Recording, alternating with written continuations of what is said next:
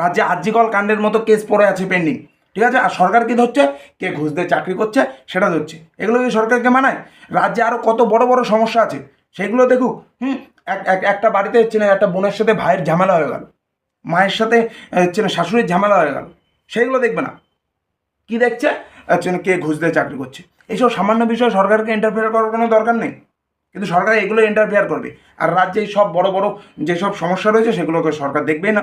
হ্যাঁ, আরজি করের কেসটাও খারাপ, ওটাও বেআইনি, কিন্তু আপনি যেটা করেছেন এটাও বেআইনি। বেআইনি কিসের বেআইনি? এখানে কিচ্ছু হয়নি, এখানে জাস্ট কেনা বেচা হয়েছে। বাজারে কোনো জিনিস আপনাকে একটু আগেই বললাম, বাজারে কোনো জিনিস বিক্রি হলে আপনি কিনবেন না, এখানে কেনা বেচা হয়েছে। হ্যাঁ ঠিক আছে, এখানে কেনা বেচা হয়েছে, হয়তো ইলিগালভাবে হয়ে গেছে, তাহলে সরকারের ট্যাক্স লাগবে। তা বলুন এত টাকায় আমি চাকরিটা নিয়েছিলাম, তার ট্যাক্স দিয়ে দিচ্ছি, ব্যাস এটা লিগাল হয়ে যাক। কেনা বেচায় ট্যাক্সই তো লাগে না, কি লিগাল করে নিচ্ছি।